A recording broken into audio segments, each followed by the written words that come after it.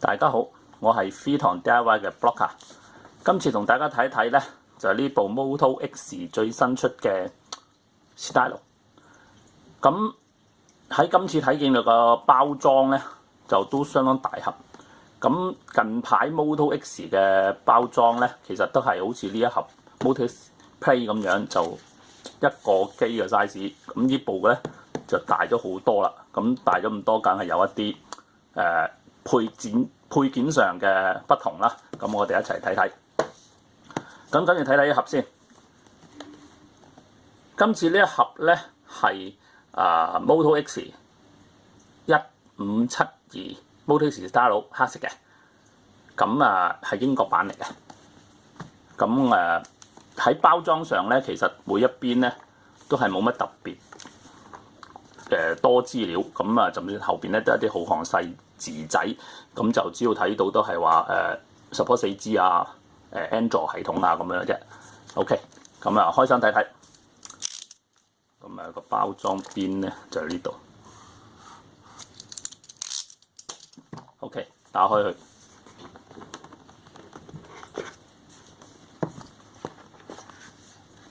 嗱，原來一打開咗之後咧，發覺咧佢唔淨止部機喎，仲有一邊有嘢嘅。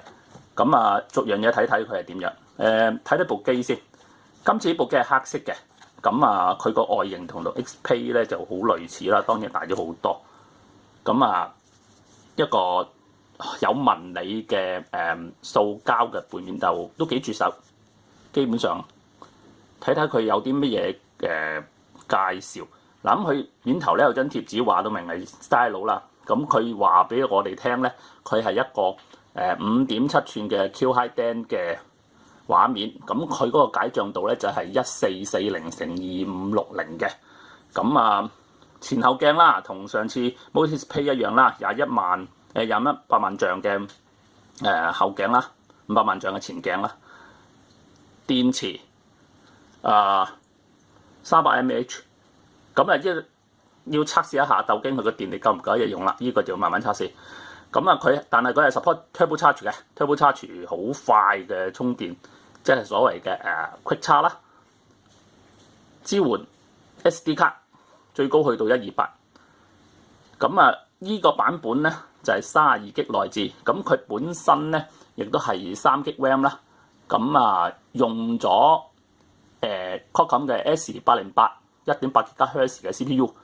咁其實部機都相當快。咁到時正式 run 起上嚟先睇睇佢嗰個實際環境。咁仲有一樣要留意嘅咧，就話佢本身係 support 4G 裏邊嘅 Cat6 嗰個 service， 即係所謂香港叫 LTE 呢個 service。咁即係話係一個相當高速嘅 data transfer 喺 LTE 裏邊。咁呢個要到時開機睇睇。基本上個外形設計同以前都冇乜太大分別啦，一樣係有個有手感嘅嘅 power 啦、volume up down 啦。咁成個都係 Moto Stylo 啦，真係Stylo啦。上大下細耳機插呢個 SIM 卡位。咁呢邊係光脫脫，而下邊咧就一個 USB 同埋有啲logo 嘅標誌。批咗先。喺佢個下邊咧有一個盒。應該都係說明書過嚟啦。冇錯，一沓說明書。咁就畫得好多張喎。有冇咩特別嘅咧？各個文字啦。係啦，嗰啲使用說明。同呢個 XP 嗰個概念一樣啦，有一張好靚嘅彩色 First View 嘅，譬如話啲 SD 卡點樣安裝啊，有啲乜嘢基本 launch 下。咁呢個係一個好嘅設計嚟嘅。基本上望一望呢張彩色好吸引啊！點樣裝有啲新嘢喎？睇睇到時點樣做法。咁仲有呢個係一樣多國說明。咁呢個咧 multi-language 好。咁呢啲說明嘅文件咧，可以 detail 就慢慢睇啦，擺低先。仲有就係喺個空間下低咧，細細盒多咗係嗰張開 SIM 卡嗰張針啦，冇錯，開 SIM 卡嘅針一陣玩。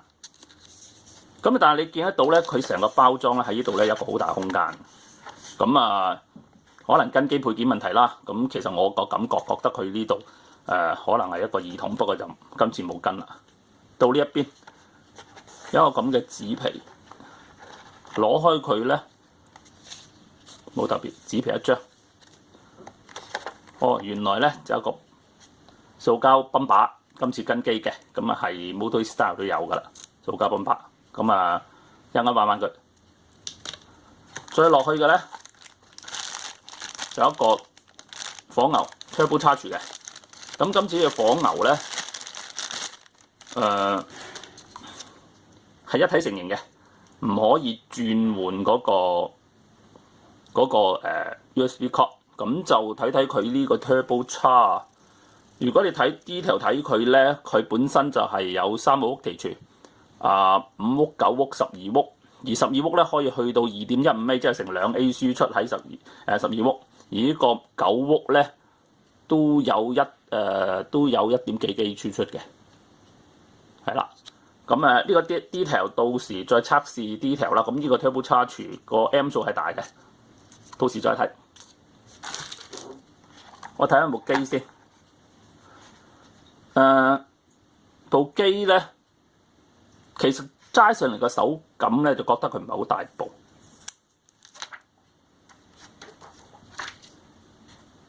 畫面好清楚啦。咁咧就有啲咩留意下咧？譬如話前邊呢度咧見到咧呢個鏡頭啦，但係咧佢鏡頭旁邊咧有個 LED 閃光燈，即係話佢前鏡都有閃動嘅，都有閃光嘅，補光嘅。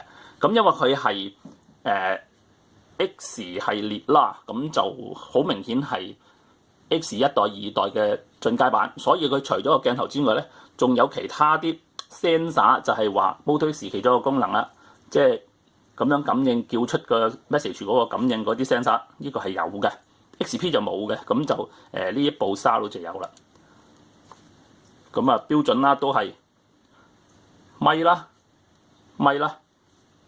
咁同埋今次佢話呢個 Salo 咧係立體聲嘅，咁到時開機測試就會知道噶啦。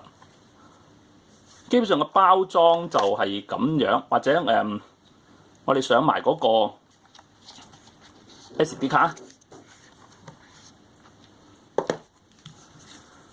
攞個針，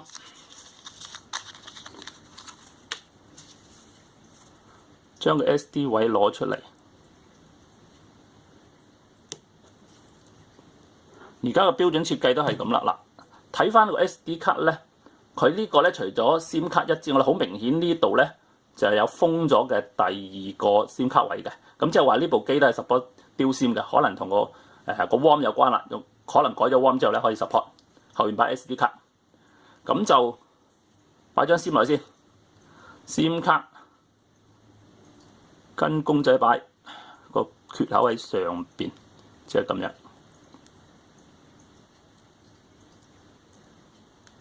搞掂 ，SIM 卡搞掂 ，SD 卡。咁 SD 卡咧，今次我就準備咗一張64G 嘅，開咗佢。